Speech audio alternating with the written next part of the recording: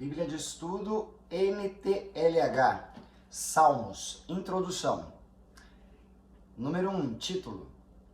Salmos é o livro de hinos e de orações do povo de Israel antigo. A maioria dos salmos foi escrita e musicada para uso no templo, nas reuniões de adoração. Em hebraico, seu título é Livro de Louvores. A palavra salmos significa livro de louvores. A palavra salmo é de origem grega e quer dizer canção ou hino. Dá-se o nome de saltério à coleção completa dos salmos. Número 2, formação do saltério. 2.1. Os salmos foram escritos por diferentes autores durante um período de mais ou menos 700 anos, entre os anos 1000 e 300 a.C. Depois de um longo processo de composição, uso e seleção, resultou uma coleção final de 150 salmos, aceita pelo povo de Israel. Essa coleção abre a terceira divisão da Bíblia hebraica. 2.2. Assim como a lei, que significa, Pentecauto, tem 5 livros, assim também o saltério está dividido em 5 livros. Cada uma destas divisões termina com uma doxologia, que significa uma expressão de louvor a Deus.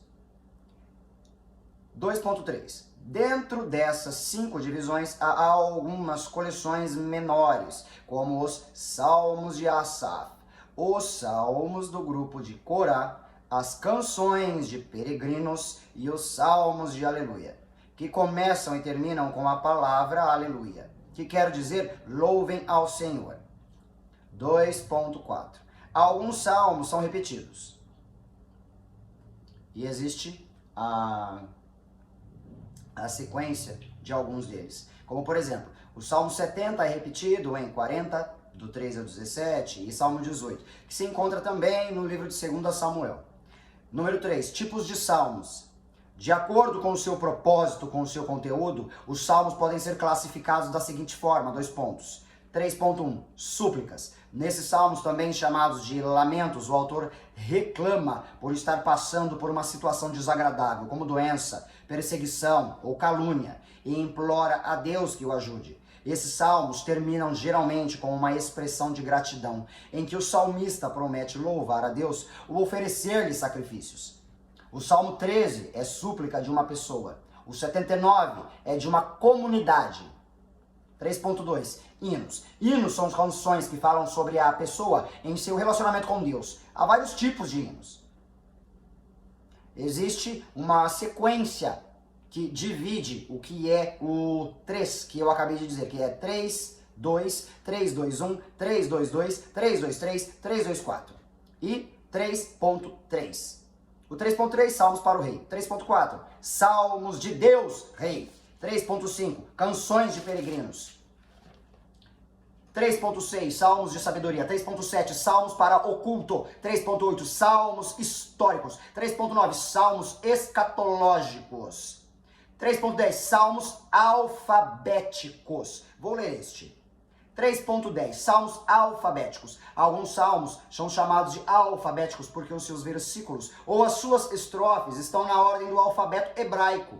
Isto é, começam com Aleph na primeira letra e vão até Tal, que é a última. E por causa desse arranjo alfabético, às vezes fica prejudicada a sequência lógica das ideias. Então, 3.10.1, 3.10.2, 3.10.3. Número 4, títulos hebraicos dos salmos. A maioria dos títulos hebraicos trata da autoria dos salmos. Às vezes dão informação a respeito do tipo da poesia do salmo ou da sua música. E há alguns salmos que dão informações históricas relacionadas com a sua letra. 4.1, autoria. No texto hebraico, o nome de Davi está relacionado com a autoria de 73 salmos. No cabeçalho desses salmos está escrito, entre aspas, de Davi. E aí existe uma coisa que em português é como se fosse um barco, mas que não está na horizontal, está na vertical, aspas, para Davi. E fecha este símbolo que é como se fosse um barco, que não está na horizontal, está na vertical. Quer verificar? Essa aqui é a minha Bíblia, NTLH, em couro azul e prata, NTLH. Veja aqui. Ah, sim, vai ter um vídeo no final. Não preciso ler isso. Vou direto para o 5. Número 5, a poesia dos salmos. Em hebraico, os salmos não tem rima e não há para os versos, que são as linhas, um número determinado de sílabas. Os versos são brancos ou soltos. A riqueza das figuras de linguagem, que são as comparações, e o paralelismo nas suas várias formas, é que dão graça e beleza à poesia dos salmos. 5.1, na maioria dos casos, paralelismo é sinônimo, sinonímico, é diferente de sinônimo. Procure no dicionário. Isto é, a ideia da primeira linha é repetida com outras palavras na linha ou nas linhas seguintes. Um exemplo é o Salmo 114 e também o 1 no primeiro versículo. Felizes são aqueles que não se deixam levar pelos conselhos dos maus, que não seguem o exemplo dos que não querem saber de Deus e que não se juntam com os que zombam de tudo o que é sagrado. 5.2. No paralelismo de contraste antiético. Vou ler de novo. No paralelismo de contraste ou antitético, a segunda linha é o oposto da primeira. Por exemplo, versículo 1.6. Pois o Senhor dirige e abençoa a vida daqueles que lhe obedecem. Porém, o fim dos maus são a desgraça e a morte. 5.3, o paralelismo sintético tem várias formas, sendo que numa delas, as primeiras linhas são sinonímicas e a última é uma conclusão. Por exemplo, o primeiro salmo, 1.3.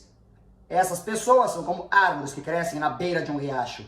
Elas dão frutas no tempo certo e as suas folhas não murcham. Assim também, tudo que essas pessoas fazem dá certo.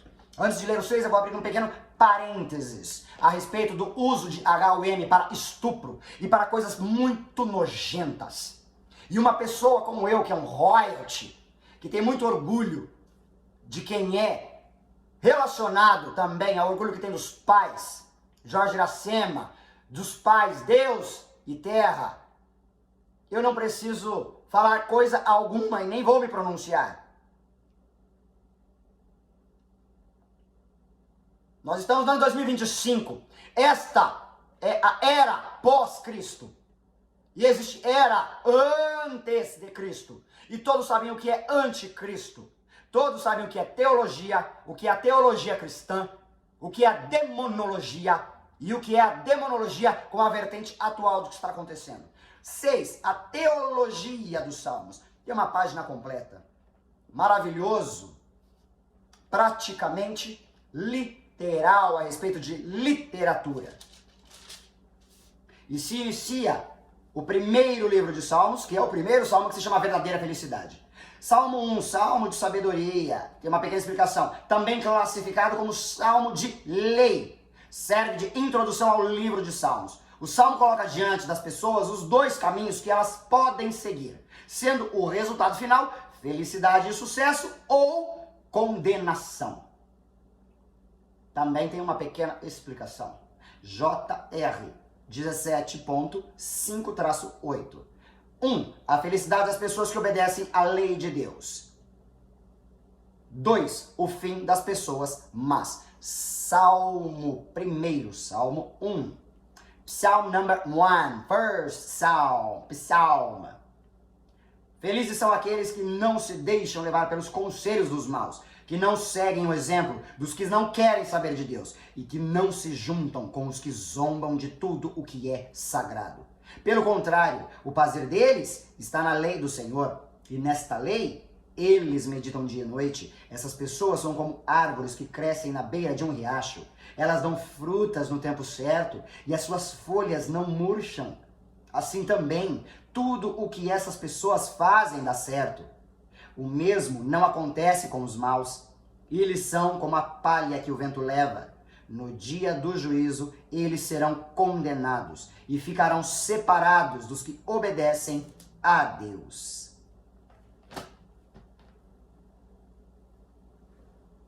Da influência encantadora. Ela não age pelo escândalo, ela age pelo costume. Você vai cedendo aqui, cedendo ali, aceitando uma brincadeira, rindo de uma